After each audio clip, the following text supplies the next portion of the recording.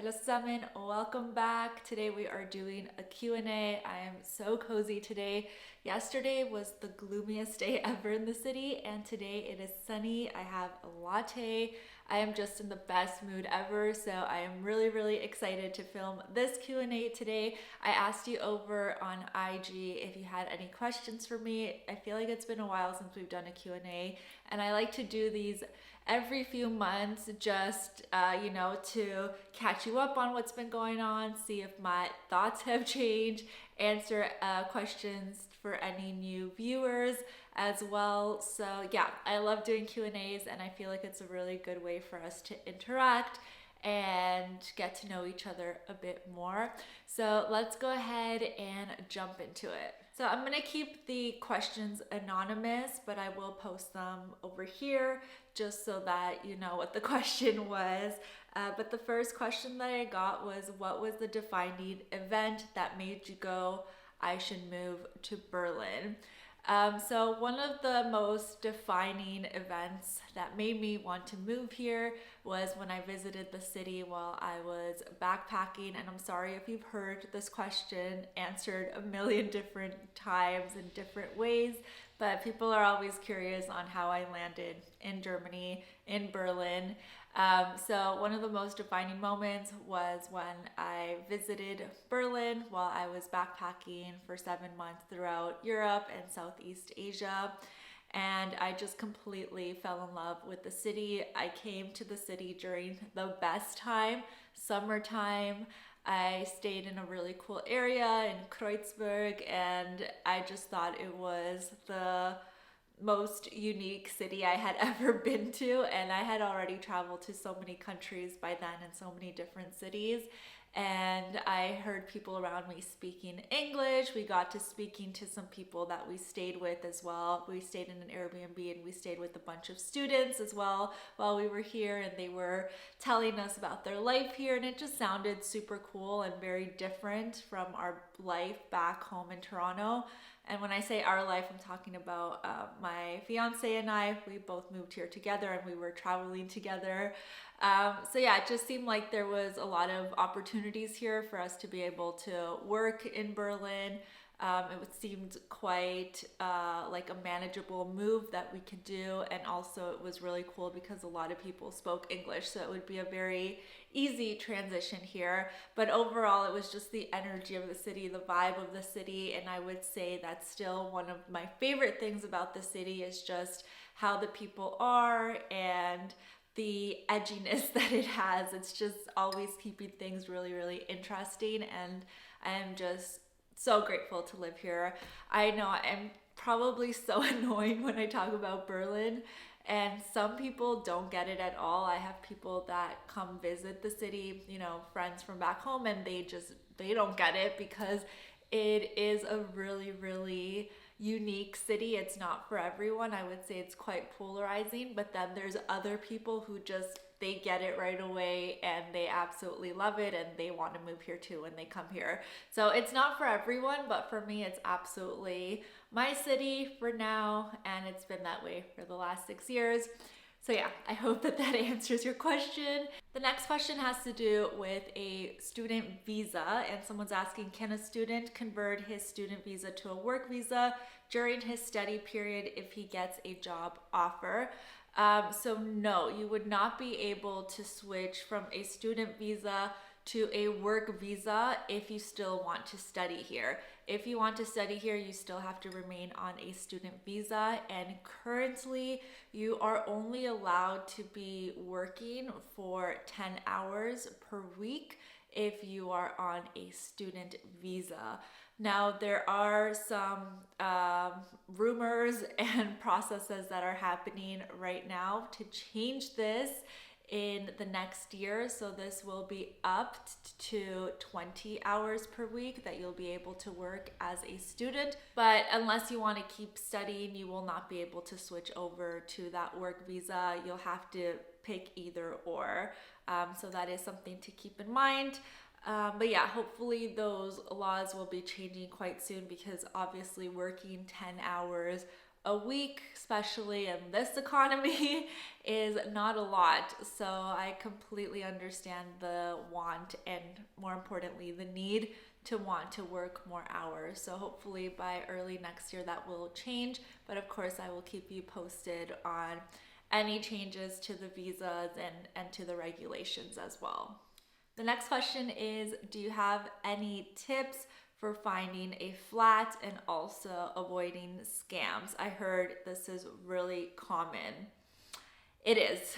This is very, very common, and finding a flat in Germany, especially in major cities like Berlin, is a very tedious process. I wish everyone could bypass this process and have a very, very smooth transition. But it is quite a tedious process, especially if you don't know where to look, especially if you are under pressure to find something really quickly. And unfortunately, there are a lot of scams out there. And because of this, I did want to bring up today's partner, which I'm very hyped to share with you, because I think for all of you who are looking for flats and thinking about moving here, this is going to be so useful for you. Today's partner is Housing Anywhere. They are a platform that helps you find accommodation all across Germany. And I honestly wish I knew about this beforehand when I first got here, because this would have saved me so much stress and so many headaches. Because when I first got here, I was constantly looking for flats and having to move every few months to a new flat. So it took a really, really long time to feel settled in. And with Housing Anywhere, this would really be facilitated for you. So I want to share a bit more on them, and definitely make sure to check them out. I'll leave a link down below where you can check out their website and see the accommodations that are offered there. Going back to the scams, this is something that is very, very common on a lot of platforms. People have gotten scammed where they are offered a flat and then they give the deposit, and then when they turn up, there is no flat and they're completely scammed. And I've heard this happen quite a lot, and I've actually had to avoid scams myself. Thankfully, I've never gotten to that point where I've paid someone, but it is a very, very common thing that happens.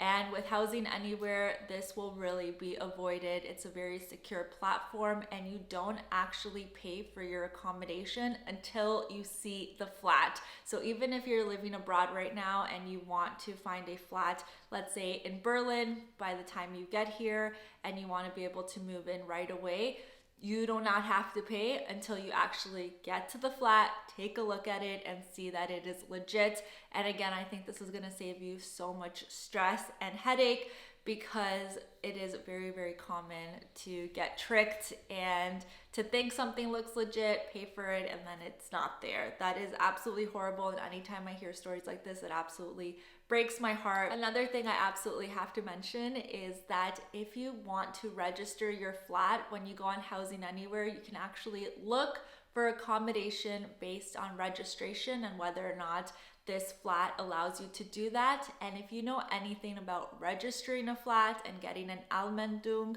you know that this is so important, and it's one of the most important pieces of paper that you will need in Germany. Registering your flat means that you actually get to do things like get a bank account, get a phone plan.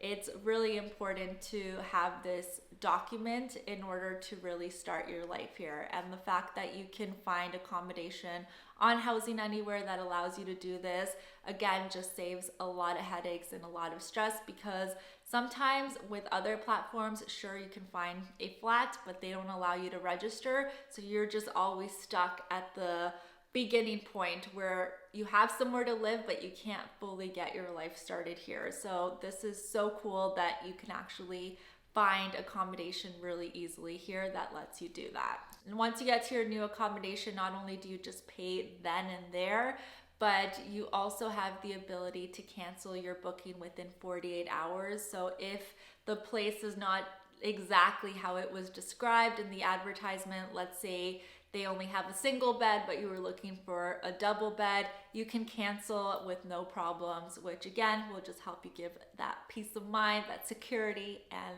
that stress-free environment that you'll need, especially when you come to a new place and you're trying to get your life started.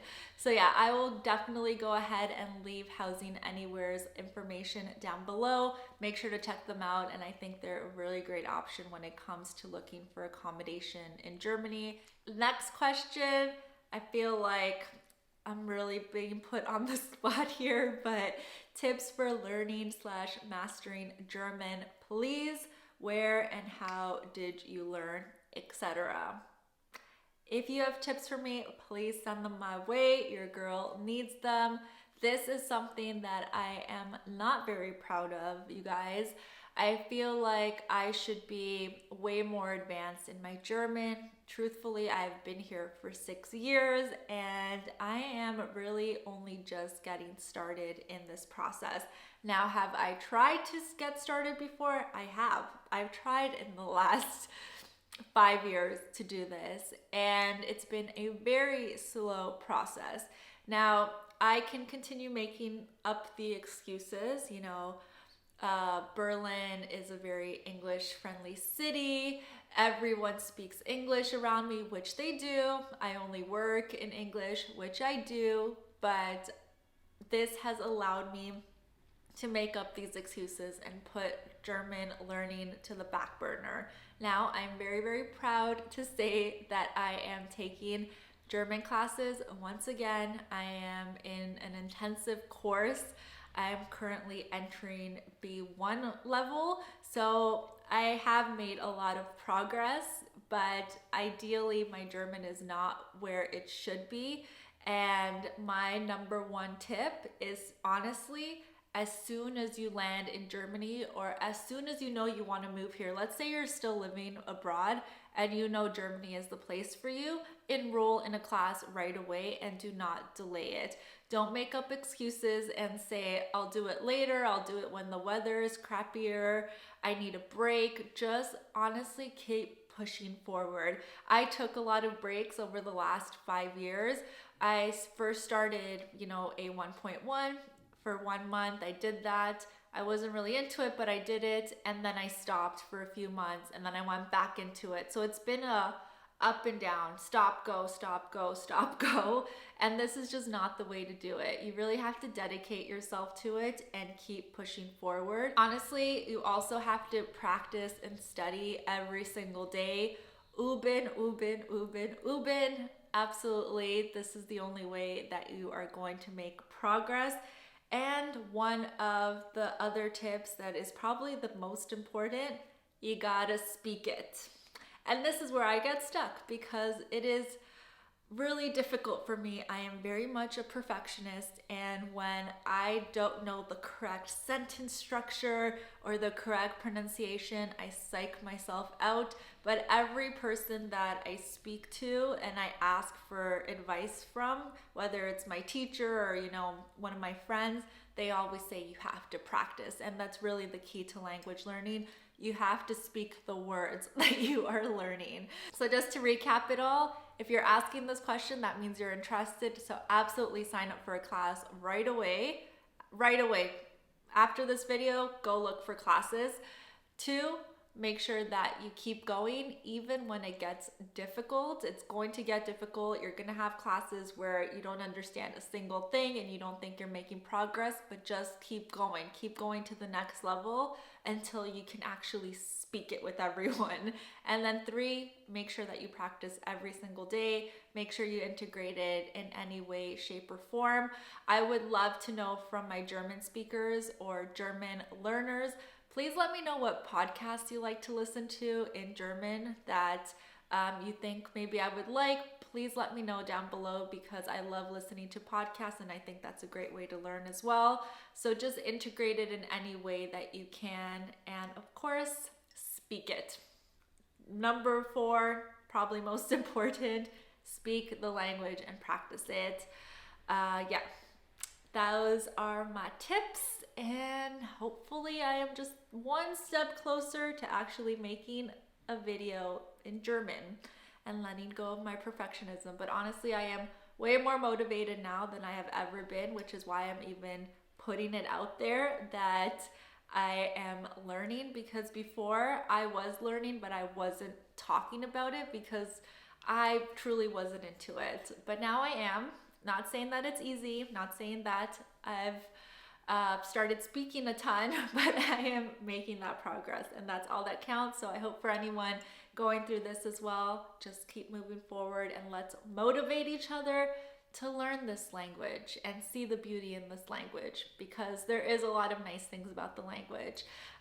So yeah, those are my tips. I hope this helps.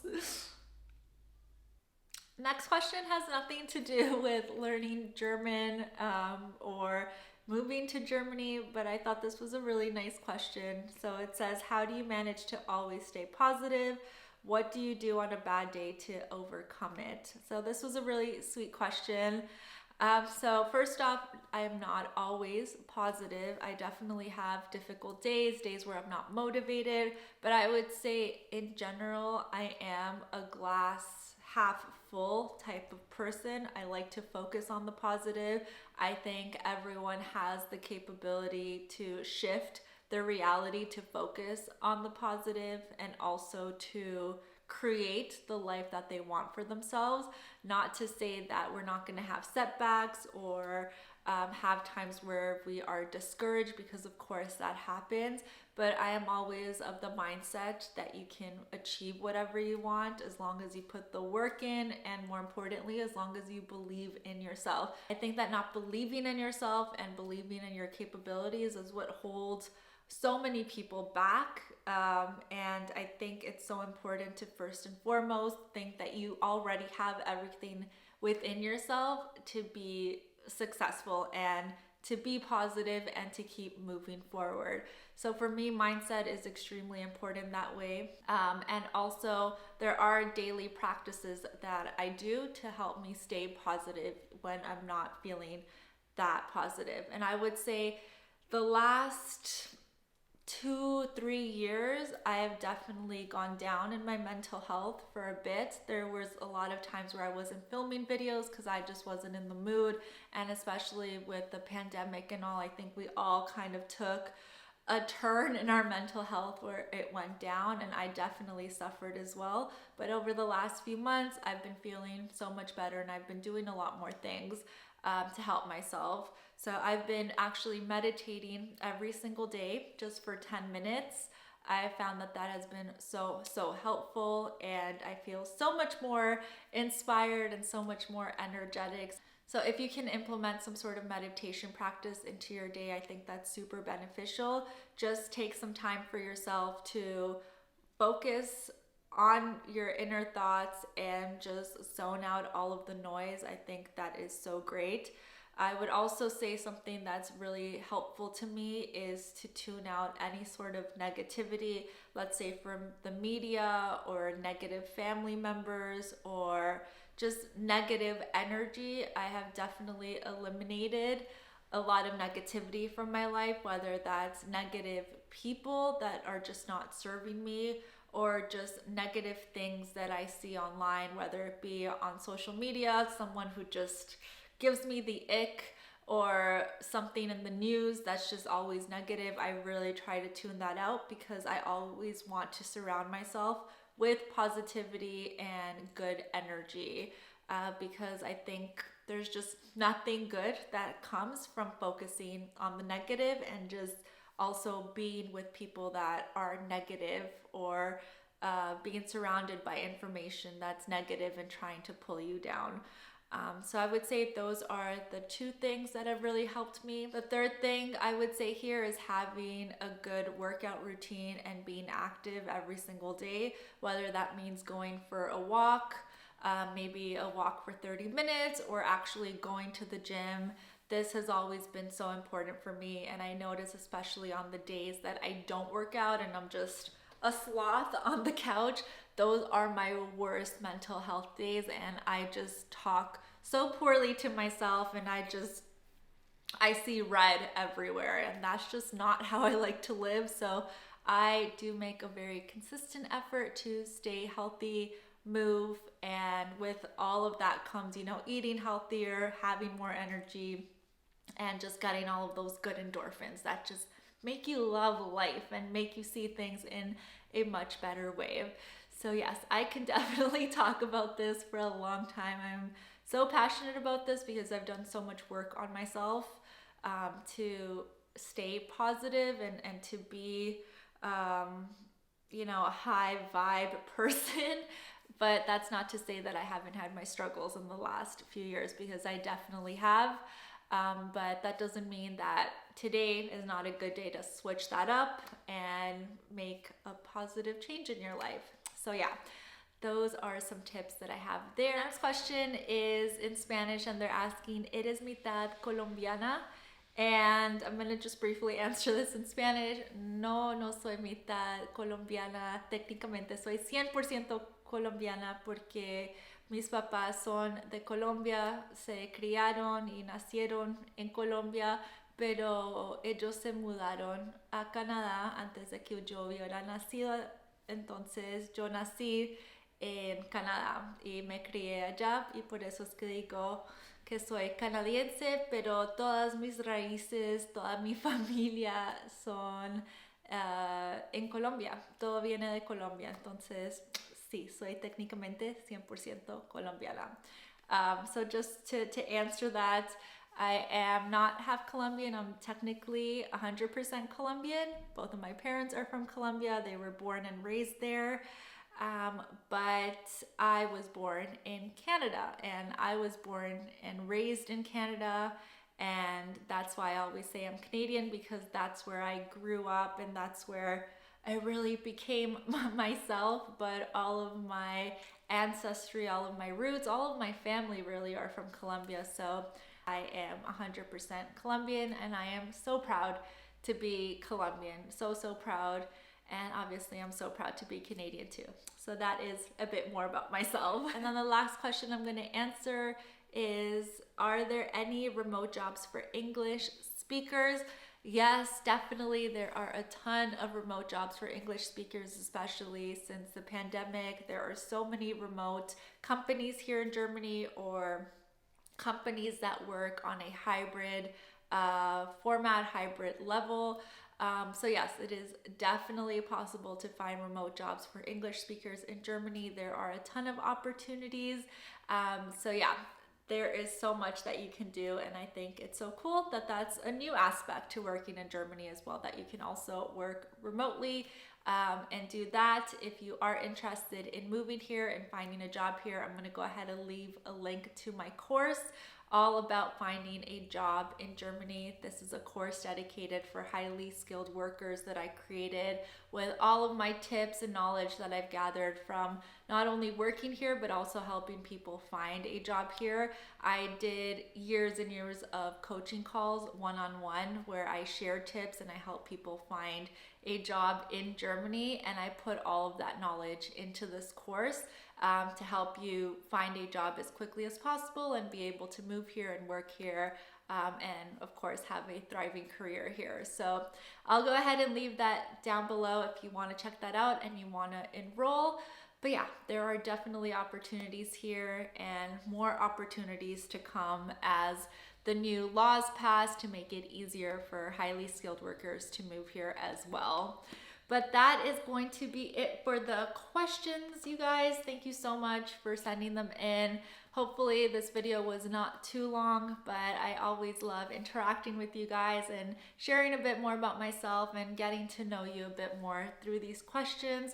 Definitely make sure to also check out Housing Anywhere if you are looking for accommodation in Germany, or really anywhere. You can definitely find a ton of accommodations. So I'm gonna go ahead and leave it down below. And if you have any other questions for me, definitely make sure to leave them in the comments, and I'll be sure to include that in the next Q&A. But that's going to be it for today. Thank you so much for your time. Thank you so much for watching. Thank you so much for subscribing and coming back every single week. This truly means so much to me, and I am so grateful that I've been able to do this for the last 6 years, and I've had so many of you following my journey and continue to follow my journey here. Thank you, thank you, thank you. And I will talk to you all in my next one. Tschüss.